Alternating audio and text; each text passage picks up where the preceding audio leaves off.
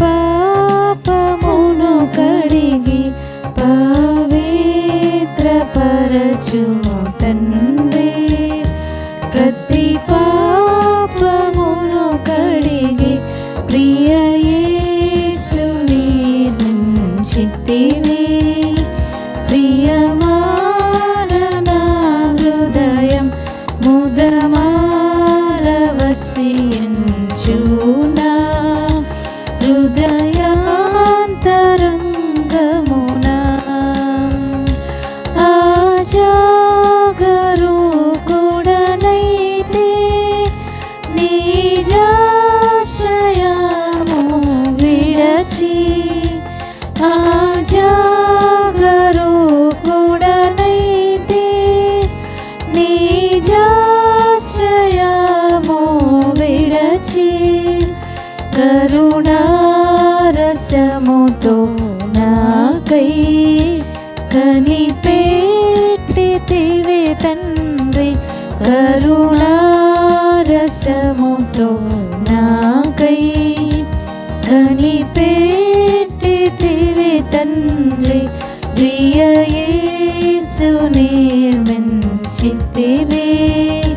ప్రియమైన హృదయం ముదమారవసించునా హృదయాంతరంగమున.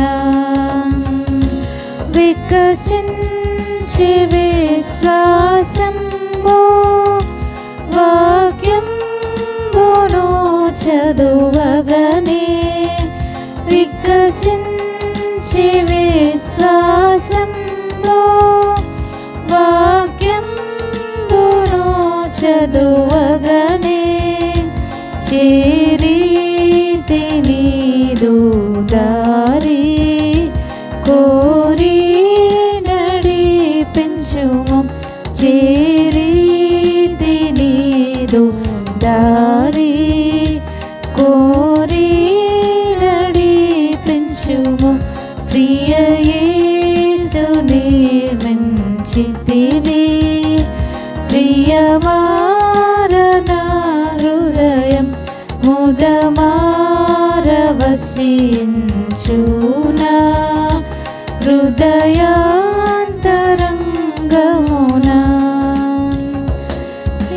చోటని సాక్షిగా ప్రభువా నిన్నుండునట్లు, ప్రతి చోటని సాక్షిగా ప్రభువా నిన్నుండునట్లు, ఆత్మాభిషేకము నిమ్ము. ఆత్మీయ రూపుండ ఆత్మాభిషేకము నిమ్ము. ఆత్మీయ రూపుండ ప్రియ యేసు నిర్మించితివి. ప్రియమైన హృదయం ముదమారవసించునా హృదయాంతరంగమున. ముదమారవసించునా హృదయాంతరంగమున.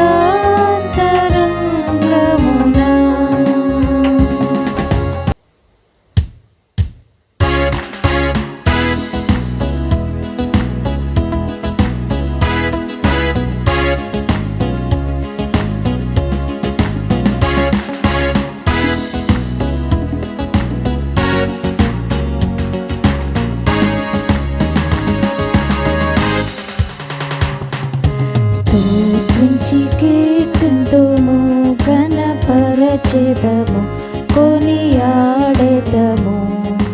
ఆదరించి కాపాడువాడు, ఈడేర్చువాడు. ఆదరించి కాపాడువాడు, ఈడేర్చువాడు. స్తుతించి కీర్తింతుము. మనకింతవరకు సహాయపడెన్, తానప్ప అప్పగించుకునే మనకై మనలా నడిపెను సుఖముగను తనదో సత్యము నేర్పించి కను పాపగా కాచేయా తనదో సత్యము నేర్పించి కను పాపగా కాచే స్తోత్రించి కీర్తింతుము ఈ ధరలోని నరులలో యథార్థ హృదయులకు ముదమున తన చిత్తము తెలుపున్ పదిలముగా ప్రభు కన్నోలు హృది విని పరుగెత్తువా పదిలముగా ప్రభు కన్నోలు హృది విని పరుగెత్తు స్తోత్రించి కీర్తింతుము అన్ని సమయములలో కన్నులతో బోధించును నన్ను మార్చెను తప్పినన్ పెన్నుగ హృదయమునాదరించే అన్నా గురు యేసువా పెన్నుగ హృదయమునాదరించే అన్నా గురు యేసు స్తోత్రించి కీర్తింతుము అగ్ని వంటి కన్నులు విఘ్నముల నుండి విడిపించు తగిన సహాయము చేయును ఏ కాలమందున కొనుకావు మాకువ పిల్లలకు ఏ కాలమందున కొనుకావు మాకువ పిల్లలకు స్తోత్రించి కీర్తింతుము ఆదరును చూచిన కన్నులు అనేకులా చూచిను ఇశ్రాయేలుల కనికరించి ఎజ్రాకు సహాయపడిన్ నిద్రించవు నెప్పుడు ఎజ్రాకు సహాయపడిన్ నిద్రించవు నెప్పుడు స్తోత్రించి కీర్తింతుము నీతిమంతులా జూచి దాని బోలే కాచేను జ్యోతుల వాలే నుండును అతి బలమీచు అవసరతన్ క్షితిని విడువాడు అతి బలమీచు అవసరతన్ క్షితిని విడువాడు స్తోత్రించి కీర్తింతుము ఏడు కన్నులు గలవాడు నాడు నేడు కాపాడును ఎడతెగని చెడుగుల బాపున్ రేడుల నేర్పరచువాడు పాడుడి హల్లెలూయా రేడుల నేర్పరచువాడు పాడుడి హల్లెలూయా స్తోత్రించి కీర్తింతుము ఘనపరచెదము కొనియాడెదము ఆదరించి కాపాడువాడు ఈడేర్చువాడు ఆదరించి కాపాడువాడు ఈడేర్చువాడు స్తోత్రించి కీర్తింతుము.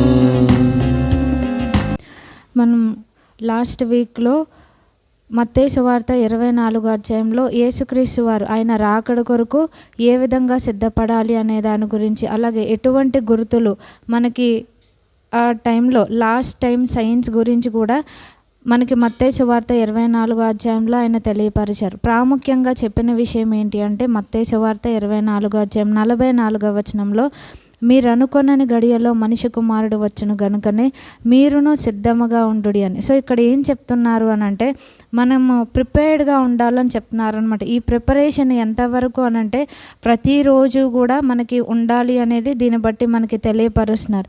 లాస్ట్ వీక్ మనం దేని గురించి చెప్పుకున్నామంటే ఆయనకు మనము పవిత్రులమైన కన్యకలుగా ప్రదానము చేయబడ్డాము. ఆ యొక్క పవిత్రత నుంచి సరళత నుంచి మనం తొలగిపోకూడదు అనేది మనం నేర్చుకున్నాం. అలాగే ఏ విధంగా మనము ఆయనకి ఇష్టమైన వారముగా ఉండాలనేది కూడా రోమాపత్రిక 12వ అధ్యాయం మొదటి 2 వచనాల్లో లోక మర్యాదను అనుసరించకుండా ఉన్నప్పుడు మనము ఆ పవిత్రతలో సరళతలో ఉంటాము అనేది, మనం మారు మనసు పొందడం ద్వారా రూపాంతరం చెందడం ద్వారా ఆయనకి ఇష్టముగా ఉండగలము అనేది మనం ధ్యానించాము. సో ఈ దినము సిద్ధపాటులో ఉన్న ఇంకొక అంశము ఏంటి అంటే మనకి ప్రకటన గ్రంథము 19వ అధ్యాయంలో అక్కడ గొర్రెపిల్ల భార్యకి గురించి చెప్పినప్పుడు ఆమె తన్ను తాను సిద్ధపరుచుకున్నది అని చెప్తూ ఆమెకు ప్రకాశమైన నిర్మలమైన వస్త్రములు ఇవ్వబడ్డాయని చెప్పారు.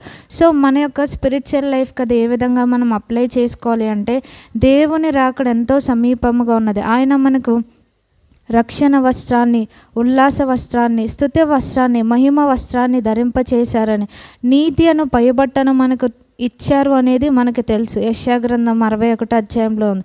సో వాటిని మనం ఏం చేయాలి అని అంటే ప్రతి నిత్యము కూడా వాటిని కళంకము డాగులు లేకుండా కాపాడుకోవాల్సిన బాధ్యత మన మీదనున్నదనమాట. అవి ప్రాముఖ్యమైనవి అని శత్రువుకి తెలుసు. మనకందరికీ తెలిసిన ఒక లేఖన భాగాలు ఏంటి అని అంటే ఒక వ్యక్తి ఎరికోకి దిగి వెళ్ళుచున్నప్పుడు, యెరూషలేము నుంచి ఎరికోకి దిగి వెళ్ళుచున్నప్పుడు అక్కడ దొంగలు ఏం చేస్తారు అంటే అతనుకున్న విలువైన వాటిని దోచుకోలేదు కానీ, అతని దగ్గర ఉన్న డబ్బు లేకపోతే ఏ బంగారము వాటిని దోచుకోలేదు కానీ వాళ్ళు ఏం దోచుకున్నారు అంటే అతని బట్టలు దోచుకున్నట్టుగా మనం చూస్తున్నాం. అంటే బట్టలు ప్రాముఖ్యమైనవా అని అంటే ప్రభువారు మనకిచ్చిన రక్షణ అనే వస్త్రము, నీతి అను పైబట్ట చాలా ప్రాముఖ్యమైనవి.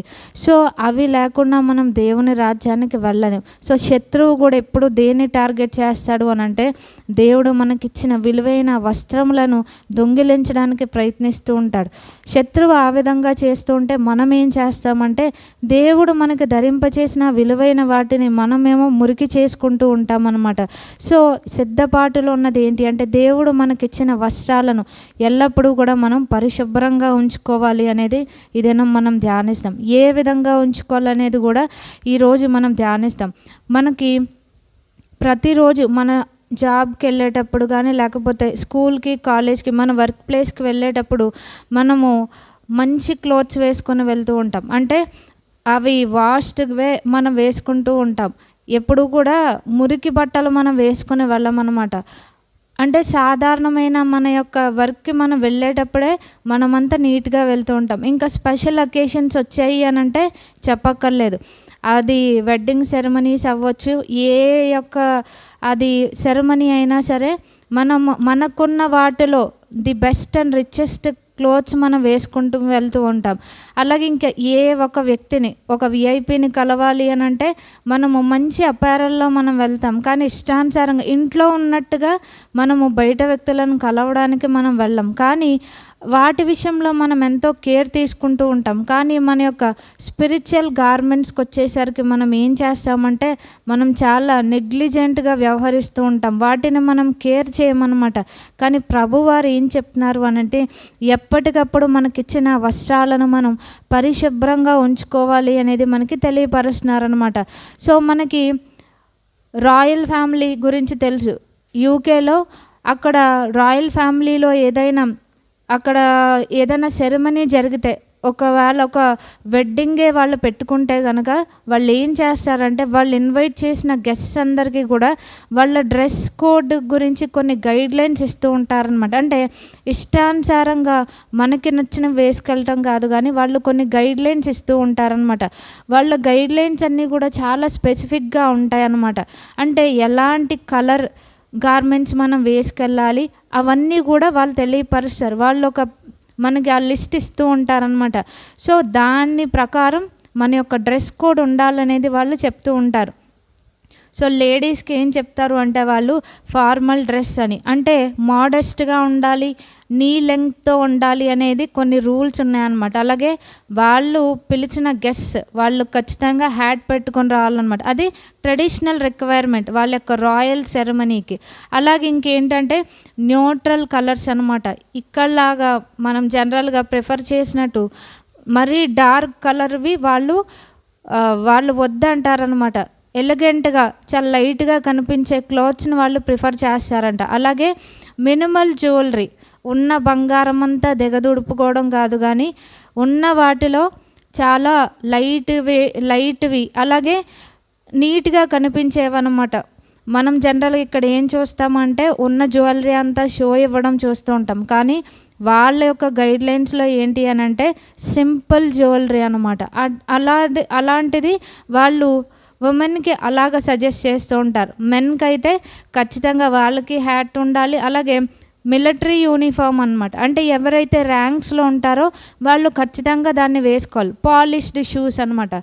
ఇవన్నీ కూడా వాళ్ళు ఇచ్చే గైడ్లైన్స్ అనమాట. ఇక్కడ ఈ లోకములో ఉన్న ఒక రాయల్ ఫ్యామిలీ వాళ్ళు ఇన్ని గైడ్లైన్స్ మెయింటైన్ చేస్తే మరి మన యొక్క పెండ్లి కుమారుడు రాజులకు రాజు ప్రభు అయిన యేసుక్రీస్తు వారు మరి ఆయన ఇచ్చే గైడ్లైన్స్ అంతకంటే ఇంకా చాలా స్పెసిఫిక్గా మనకు ఉన్నాయన్నమాట. సో ఆ యొక్క పెండ్లి విందులో మనం పాల్గొనాలి అంటే, పరలోక రాజ్యంలో మనం ప్రవేశించాలి అని అంటే మన యొక్క వస్త్రాల విషయంలో కూడా మనం జాగ్రత్తగా ఉండాలనేది దేవుడు మనకి తెలియపరుస్తున్నారనమాట. సో ప్రతినిత్యము కూడా మన యొక్క రెస్పాన్సిబిలిటీ ఏంటి అంటే వాటిని ప్రొటెక్ట్ చేసుకుంటూ ఉండాలి, వాటిని ఎప్పటికప్పుడు వాష్ చేసుకుంటూ ఉండాలన్నమాట. ఈ రెండూ జరుగుతూ ఉండాలి. ఎందుకనంటే అనేక సార్లు మనము కూడా యెరూషలేము నుంచి యెరికోకి దిగిపోయే అటువంటి స్థితిలో మనం ఉంటూ ఉంటాం. యెరూషలేము అంటే దేవుని సన్నిధానానికి అదే సాదృశ్యంగా ఉంది. మనం అనేక సార్లు మనము బిజీ లైఫ్ వంకతో దేవుని సన్నిధికి దూరం అవుతూ ఉంటాం. కాంప్రమైజ్ అవుతూ మనం యెరికోకి లోకంలోనికి దిగివచ్చే క్రమంలో శత్రువు చేతిలో చిక్కి మనకున్న వస్త్రాలను కోల్పోయే వారముగా ఉంటాం. అలాగే అనేక సార్లు మనము దేవుని యొక్క సన్నిధానానికి దూరం అవుతూ మన యొక్క వస్త్రాలను మలినం చేసుకుంటూ ఉంటాం. మనకు వచ్చే యాడ్స్ ఏం చెప్తాయి అంటే మరక మంచిదే అంటారు, కానీ దేవుని దగ్గరకు వచ్చేసరికి ఆ మరకే మన జీవితంలో దేవునికి మనకి మధ్య అడ్డుగా ఆటంకంగా ఉంటుందన్నమాట. సో ఏ ఏరియాస్లో దేవుడు మనకిచ్చిన వస్త్రాలు డిఫైల్ అవుతున్నాయి అనేది మనం సరి చేసుకోవాలి అని ప్రభువారు మనకి తెలియపరుస్తున్నారనమాట. దేవుడిచ్చిన వస్త్రాలు ఎంత ప్రాముఖ్యం అంటే ప్రకటన గ్రంథము 16వ వచనంలో కూడా ఏం చెప్తారంటే మెలకుగా ఉండి తన వస్త్రంను కాపాడుకునేవాడు ధన్యుడు అని అంటున్నారు. అంటే వాటిని దొంగిలించే అవకాశం ఉంది కనుక మనం అలర్ట్గా ఉంటూ వాచ్ఫుల్గా ఉంటూ దేవుడిచ్చిన విలువైన వస్త్రాలను మనము ఎప్పటికప్పుడు కాపాడుకుంటూ ఉండాలి. ఎక్కడ మనం అపవాదికి డోర్ వేస్తున్నాం, దేవుడు మనకిచ్చిన వస్త్రాలను దొంగిలించడానికి అన్ని వాచ్ఫుల్నెస్ మనలో ఉండాలి అని దేవుడు చెప్తూ ఉన్నారనమాట. సో ఈ యొక్క గార్మెంట్స్ దేనికి సాదృశ్యంగా ఉన్నాయి అంటే మన యొక్క క్యారెక్టర్కి, మన కాండక్ట్కి, మన ఇన్నర్ లైఫ్ని అవి చూపిస్తూ ఉన్నాయన్నమాట.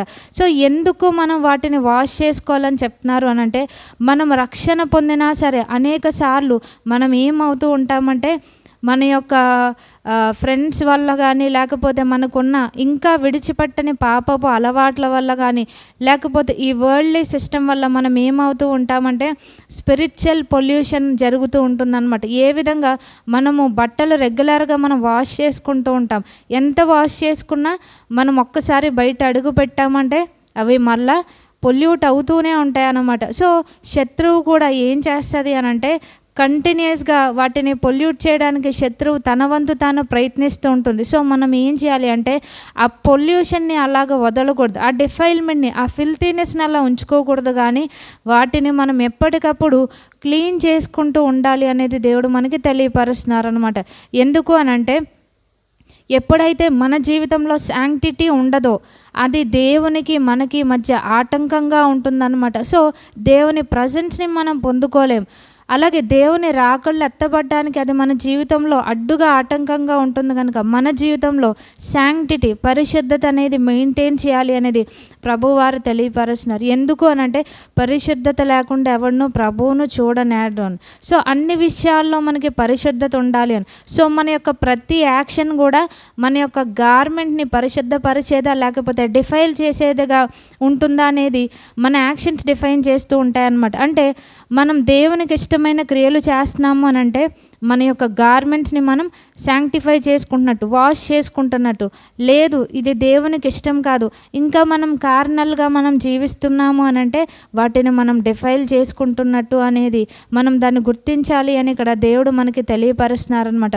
సో ఓల్డ్ టెస్టమెంట్లో కూడా దీనికి ఒక కనెక్షన్ ఉంది. నిర్గమాకాండము 19వ అధ్యాయంలో మనం చూస్తే నిర్గమాకాండము 19వ అధ్యాయంలో ఇక్కడ దేవాది దేవుడు మోషే గారికి కొన్ని ఇన్స్ట్రక్షన్స్ ఇస్తూ ఉన్నారనమాట. ఏమంటున్నారంటే 10వ వచనంలో యెహోవా మోషేతో నీవు ప్రజల యొద్దకు వెళ్ళి నేడును రేపును వారిని పరిశుద్ధపరచుము, వారు తమ బట్టలు ఉతుక్కొని 3వ నాటికి సిద్ధముగా నుండవలను.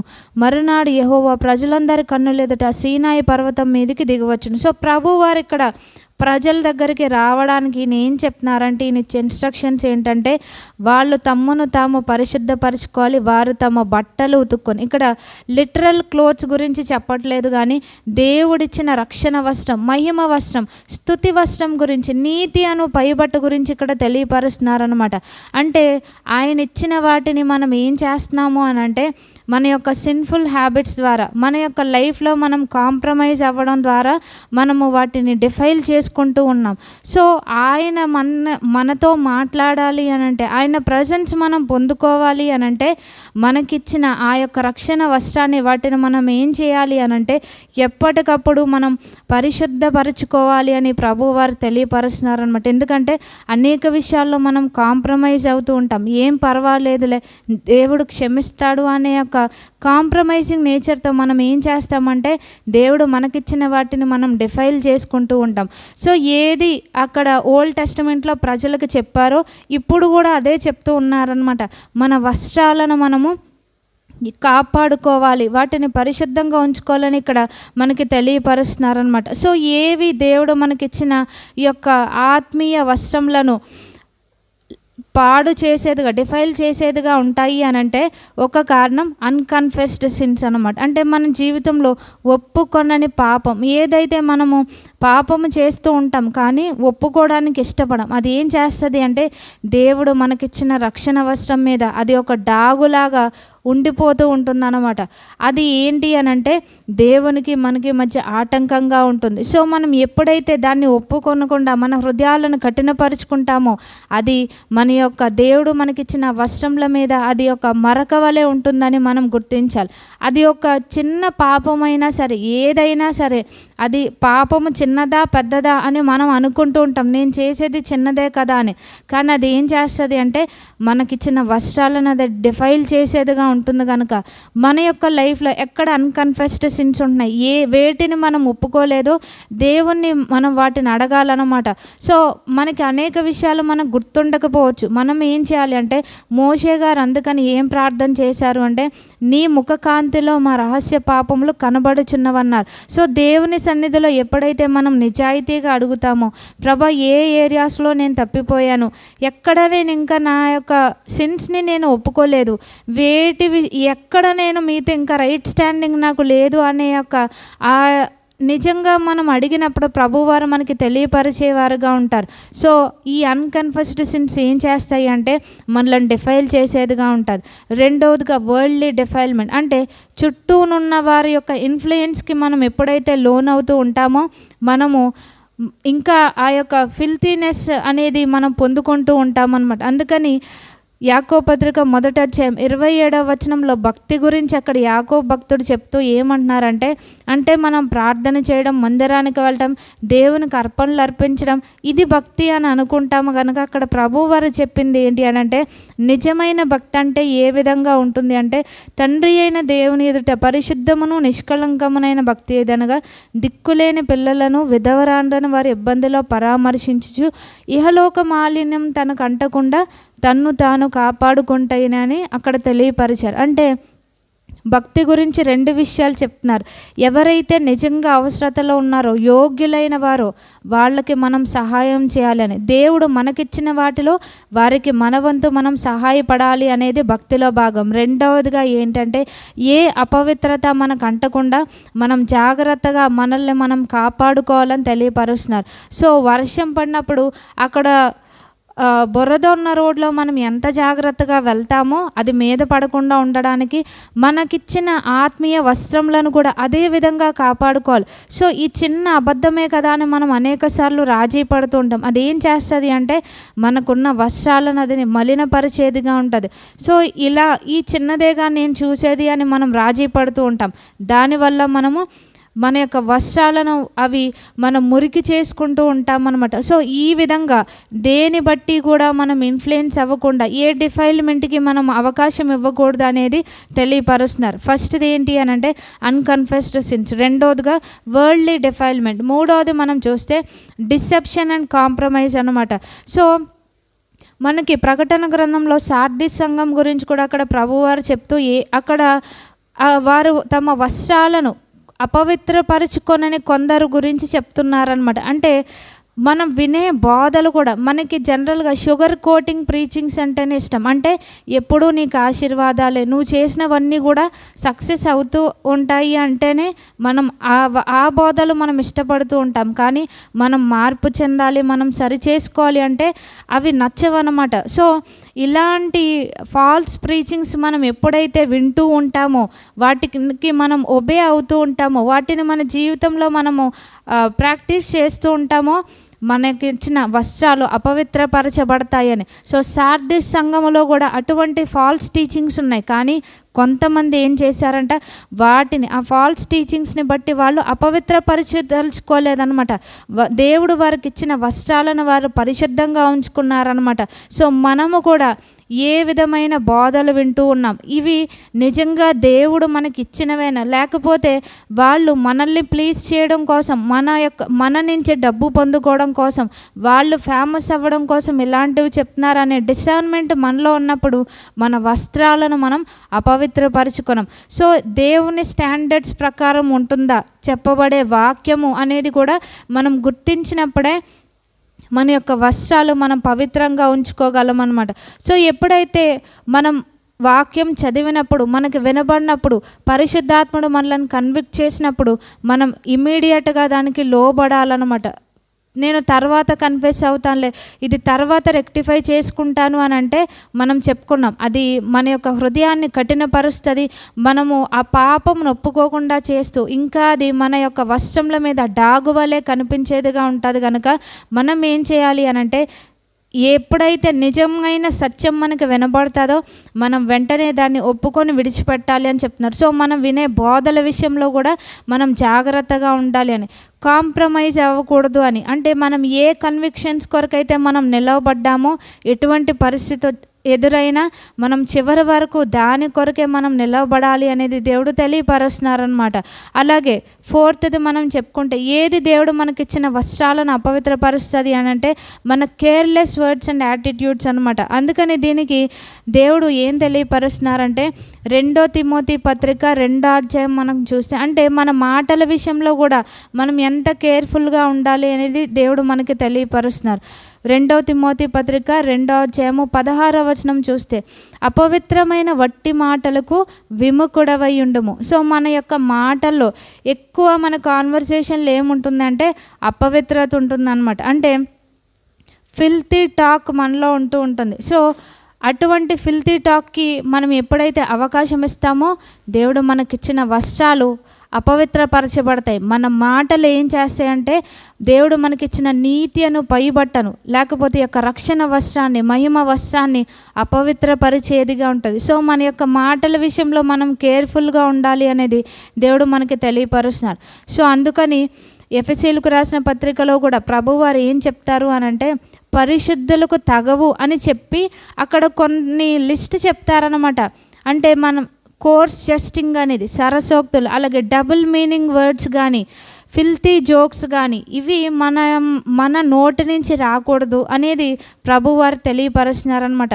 జనరల్గా మనం వాటిని ఫన్నీగా మనం ఎంచుకుంటూ ఉంటాం, కానీ అవి ఏం చేస్తాయి అంటే దేవుడు మనకిచ్చిన వస్త్రాలను అపవిత్రపరిచేదిగా ఉంటాయి కనుక అటువంటి అపవిత్రమైన వట్టి మాటలకు మనం దూరంగా ఉన్నప్పుడు మన వస్త్రాలను మనం పరిశుద్ధంగా కాపాడుకోగలం. అలాగే మన యాటిట్యూడ్లో, మన బిహేవియర్లో ఎక్కడా కూడా కేర్లెస్నెస్ ఉండకుండా, అంటే దేవుడు చెప్పిన స్టాండర్డ్స్కి మనము తగ్గిపోతూ మనం జీవించినప్పుడు మన యొక్క వస్త్రాలు అపవిత్రపరచబడతాయి కనుక మన యొక్క బిహేవియర్లో, కాండక్ట్లో, మన మాటల్లో మనము చాలా కేర్ఫుల్గా ఉండాలి అని ప్రభువారు తెలియపరుస్తున్నారు. అందుకని మార్కు సువార్తలో ఎక్కువ ప్రభువారు చెప్పింది ఏంటి అంటే మిమ్మును గూర్చి మీరు జాగ్రత్త పడుడి అనే మాట చెప్తున్నారనమాట. సో అన్ని విషయాల్లో కూడా మనం జాగ్రత్తగా ఉండాలి అనేది. సో మన మాటల విషయంలో కూడా ఎక్కడా కూడా ఇప్పుడు ఎక్కువగా ఉండేది ఏంటి అంటే గాసిప్ అనమాట. సో ఈ కొండాలు చెప్పుకోవడం అనేది కూడా మనకి దేవుడిచ్చిన వస్త్రాలను అపవిత్రపరిచేదిగా ఉంటుంది కనుక మన మాటల విషయంలో మనం జాగ్రత్తగా ఉండాలి. సో మనము ఎదుటి వాళ్ళని జడ్జ్ చేసే విషయంలో, క్రిటిసైజ్ చేసే విషయంలో చాలా ముందుంటూ ఉంటాం. అలాగే డిసీట్ఫుల్ స్పీచ్ అనమాట, మోసంతో కూడుకున్నవి, లేకపోతే హాఫ్ ట్రూత్స్ కూడా అనమాట. అంటే సత్యాన్ని పూర్తిగా సత్యంగా చెప్పకుండా సగం నిజము సగం అబద్ధం, హాఫ్ ట్రూత్ కూడా అబద్ధంతోనే సమానం. మన జీవితంలో ఎక్కడ సత్యంకు విరోధంగా మనం మాట్లాడుతూ ఉన్నాం, మన యొక్క టాక్ ఎక్కడైతే మన యొక్క గార్మెంట్స్ని డిఫైల్ చేస్తుందో అది గుర్తించాలి అని ప్రభువారు తెలియపరుస్తున్నారు. సో ఇంకా ఫిఫ్త్ది మనం చెప్పుకుంటే కనుక నెగ్లెక్టింగ్ స్పిరిచువల్ వాషింగ్ అనమాట. అంటే దేవుడు మనకి తెలియపరచక కూడా మనం అనేక సార్లు ఏం చేస్తాం, ఇందాక చెప్పుకున్న రీతిని మన హృదయాలను కఠినపరుచుకుంటూ ఉంటామన్నమాట. ఎప్పుడు మనం నెగ్లెక్ట్ చేస్తూ ఉంటామంటే ఎప్పుడైతే మనం నేను తర్వాత ప్రార్థన చేస్తాను అని మనం ప్రొక్రాస్టినేట్ చేస్తూ ఉంటామో, అంటే డిలే చేస్తూ ఉంటామో, నాకు ఇంత వర్క్ ఉంది కదా నేను తర్వాత చేస్తాను అని మనం ఎప్పుడైతే వాటిని స్కిప్ చేస్తూ ఉంటామో, వాక్యాన్ని చదవడంలో కానీ, లేకపోతే ప్రార్థన చేయడంలో కానీ, దేవునితో క్వైట్ టైం గడిపే విషయంలో కానీ, పరిశుద్ధుల సహవాసంలో వాటిని మనం స్కిప్ చేసినప్పుడు మనం ఏం చేస్తున్నట్టు అంటే మన వస్త్రాల మీద ఉన్న యొక్క మలినాలను మనము క్లీన్ చేసుకోవడానికి మనం నెగ్లిజెన్సీ చూపిస్తున్నామని. సో ఇది కూడా ఏంటి అని అంటే దేవునికి మనకి మధ్య అడ్డుగా ఆటంకంగా ఉండేది. సో ఎప్పుడు కూడా క్లీన్ రోబ్ ఉండాలి అని చెప్తున్నారనమాట. మనం అవుటర్ గార్మెంట్స్ విషయంలో ఏ విధంగా శ్రద్ధ తీసుకుంటామో మనకి యొక్క స్పిరిచువల్ గార్మెంట్స్ విషయంలో కూడా అంతే శ్రద్ధ కలిగి ఉండాలని ప్రభువారు తెలియపరుస్తున్నారనమాట. సో దేవుడు మనకి తెలియపరిచేది ఏంటి అంటే మన యొక్క లైఫ్లో ఎక్కడా కూడా నెగ్లిజెన్స్ ఉండకూడదు స్పిరిచువల్ మ్యాటర్స్లో అనేది తెలియపరుస్తున్నారు. సో ఏది ఇంకా మన యొక్క వస్త్రాలను అపవిత్రపరిచేదిగా ఉంటుందంటే యెషయా గ్రంథం 64వ అధ్యాయం 6వ వచనంలో ఏమంటున్నారంటే మన నీతి క్రియలు మురికి పేలికలు వంటివంట. అంటే దేవుని యొక్క చిత్తముతో సంబంధం లేకుండా మనం చేసే క్రియలు కూడా, అంటే నేను మంచే చేస్తున్నాను కదా అని మనం అనుకోవచ్చు, అవి కూడా ఏంటి అని అంటే మురికి గుడ్డలతో సమానం అనమాట. మన దృష్టికి మంచిగా అనిపిస్తే కాదు, అది దేవుని దృష్టికి సరైనదిగా ఉండినప్పుడే మన యొక్క వస్త్రాలు పరిశుద్ధంగా పవిత్రతతో ఉంటాయి అనేది దేవుడు మనకి తెలియపరుస్తున్నారనమాట. సో మన కండిషన్ ఏ విధంగా ఉంటుంది అని అంటే మనం జనరల్గా ప్రార్థన చేస్తున్నాము, వాక్యం చదువుతున్నాము, అన్ని విషయాల్లో మనం కరెక్ట్గా ఉంటున్నాము అని అనుకుంటాం. కానీ మెనీ టైమ్స్ మన యొక్క కండిషన్ ఏ విధంగా ఉంటుందంటే జకర్యా గ్రంథము 3వ అధ్యాయంలో ఇక్కడ మనకి ఒక ఆయన కనిపిస్తారు. ఎవరు అంటే జకర్యా గ్రంథము 3వ అధ్యాయంలో చూస్తే, మరియు యెహోవా దూత ఎదుట ప్రధాన యాజకుడైన యెహోషువ నిలువబట్టయు సాతాను ఫిర్యాది అతని కుడిపార్శ్వమున నిలువబట్టయు అతడు నాకు కనుపరచును. ఇక్కడ మనకు కనిపించే వ్యక్తి ఎవరంటే ప్రధాన యాజకుడైన యెహోషువ గారు. ప్రధాన యాజకుడు అంటే ఆయన యొక్క డ్యూటీ ఎక్కడ అనంటే మందిరములో దేవునికి పరిచర్య చేసేవారు. సో ఇది లేవీలకి ప్రభువారు అనుగ్రహించారు. ఓల్డ్ టెస్టిమెంట్లో, న్యూ టెస్టిమెంట్లో అందరినీ రాజులైన యాజక సమూహముగా చేశారు. సో అక్కడ ఓల్డ్ టెస్టమెంట్లో అక్కడ యాజకులకి ఇచ్చిన గైడ్లైన్స్లు ఏంటంటే వాళ్ళకి ఒక ప్రీస్ట్లీ డ్రెస్ కోడ్ ప్రభు వారు చెప్పారనమాట. వైట్ లినెన్ గార్మెంట్స్ వాళ్ళు వేసుకోవాలి అని. సో అక్కడ కూడా ఏ విధమైన మరకకు తావు లేకుండా ప్రభు వారు వాళ్ళకి కొన్ని గైడ్లైన్స్ ఇచ్చారనమాట. సో ఇక్కడ ప్రధాన యాజకుడైన యెహోషువ గారి గురించి చెప్తూ ఏమంటున్నారు అనంటే 3వ వచనంలో చూస్తే, యెహోషువ మలిన వస్త్రములు ధరించిన వాడై దూత సముఖంలో నిలవబడి ఉండగా. సో ఒక హై ప్రీస్ట్ యొక్క డ్రెస్ ఏ విధంగా ఉండాలి అంటే చాలా వైట్గా ఉండాలి. కానీ అంటే మనకి బాహ్యంగా కనిపించే వైట్నెస్ కాదు, కానీ స్పిరిట్ రిలంలో ప్రభు వారి దృష్టిలో ఏ విధంగా కనిపిస్తున్నాము అనేది ఇక్కడ తెలియపరుస్తున్నారనమాట.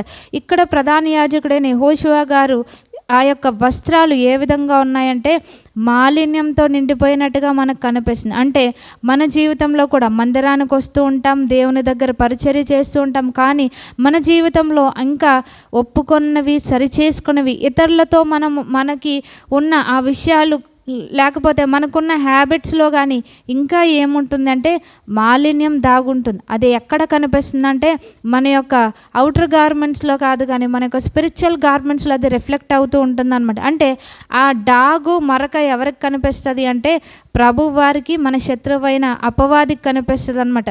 సో ఎప్పుడైతే మనకి మలిన వస్త్రాలు ఉంటాయో అప్పుడు అపవాదికి అవకాశం. ఇక్కడ ఏం చేస్తున్నాడు అని అంటే ఇక్కడ తను ఎక్యూజ్ చేస్తున్నాడు అనమాట యెహోషువ గారిని. సో అపవాది నిందించడానికి మన జీవితంలో ఎక్కడ అవకాశం ఇవ్వకూడదు అని అంటే ఎక్కడ మాలిన్యం ఉందో ఎప్పటికప్పుడు మనం సరిచేసుకోవాలన్నమాట. సో ఆయనకి రాజులైన యాజక సమూహముగా ఉండాలి అని అంటే మనకి దేవుడిచ్చిన వస్త్రాలను ఎప్పుడు పరిశుద్ధంగా మనం కాపాడుకోవాలనేది ప్రభువారు మనకి తెలియపరుస్తున్నారనమాట.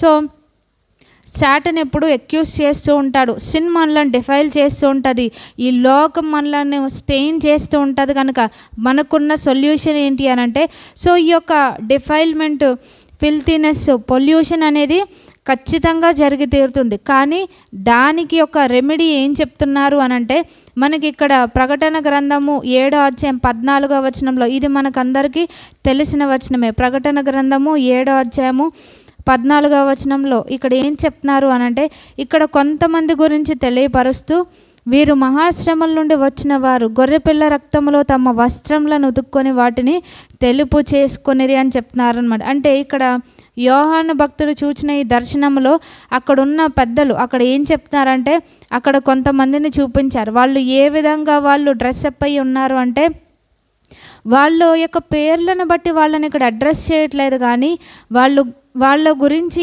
ఏమని అడ్రస్ చేస్తున్నారంటే వీరు మహాశ్రమల నుండి వచ్చిన వారు గొర్రెపిల్ల రక్తములో తమ వస్త్రములను ఉదుక్కొని వాటిని తెలుపు చేసుకునేది. సో మనం జనరల్గా ప్రజల్ని ఏ విధంగా అడ్రస్ చేస్తూ ఉంటామంటే వాళ్ళు చేసిన పాపాలను బట్టి మనం అడ్రస్ చేస్తుంటాం, లేకపోతే వాళ్ళకి సమాజంలో మంచి పేరు ఉంటే, వాళ్ళకి ఎక్కువ స్టేటస్ ఉంటే, వాళ్ళకి ఎక్కువ వెల్త్ ఉంటే ఆ విధంగా మనం అడ్రస్ చేస్తూ ఉంటాం.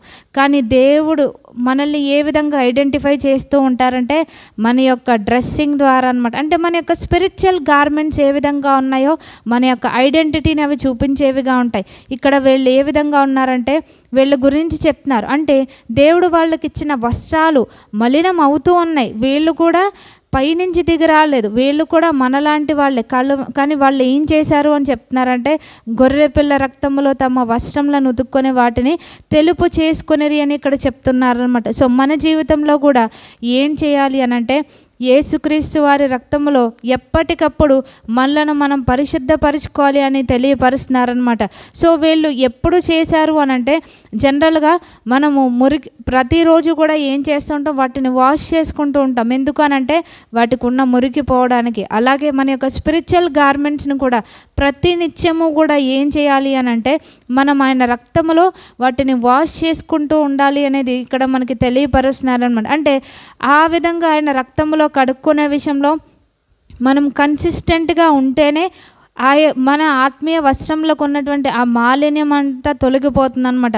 మనకి తెలుసు మన వస్త్రాలకి ఏదైనా ఒక స్టెయిన్ అంటుకుంది అని అంటే ఫస్ట్ వాష్లోనే, ఫస్ట్ రబ్లోనే అది పోదు. ఏం చేయాలి అంటే మనం కాన్స్టెంట్గా మనం రబ్ చేస్తూ ఉండాలన్నమాట. ఎప్పుడైతే మనము ఆ డిటర్జెంట్ని వేసి మనం పెర్సిస్టెన్స్గా చేస్తూ ఉంటామో దానికి ఉన్న మరకపోతుంది అనమాట. అలాగే మనకున్న ఆత్మీయ వస్త్రములకు ఎక్కడైతే మన యొక్క శరీర ఎచ్చులను బట్టి కానీ లేకపోతే లోకంలో ఉన్న దాన్ని బట్టి కానీ మనం డిఫైల్ అవుతూ ఉంటున్నామో, మనం ఏం చేయాలి అంటే కాన్స్టెంట్గా ఆయన సన్నిధిలో మనలను మనం పరిశుద్ధపరచుకోవాలి అనేది ప్రభువు వారు మనకి తెలియపరుస్తున్నారనమాట.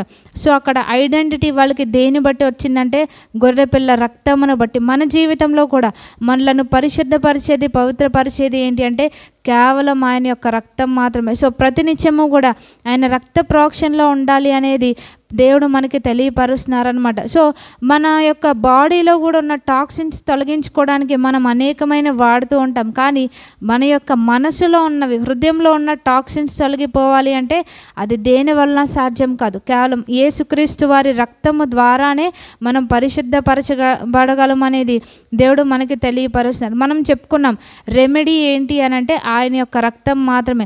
అమూల్యమును, నిష్కలంకమును, నిర్దోషమైన రక్తం అని తెలియపరుస్తున్నారనమాట. సో ఆ విలువైన రక్తాన్ని ఇచ్చి ప్రభువారు మనలను కొనుక్కున్నారు. ఆ విలువైన రక్తము ద్వారానే మనం శుద్ధీకరించబడగలుగుతున్నాం అనేది మనం గుర్తించాలి. సో ఏ విధంగా మనం పరిశుద్ధపరచుకోగలం అని అంటే మనం ప్రాక్టికల్ స్టెప్స్ చూస్తే కనుక మనం మొట్టమొదటిగా చెప్పుకున్నాం అన్కన్ఫెస్డ్ సిన్ అని.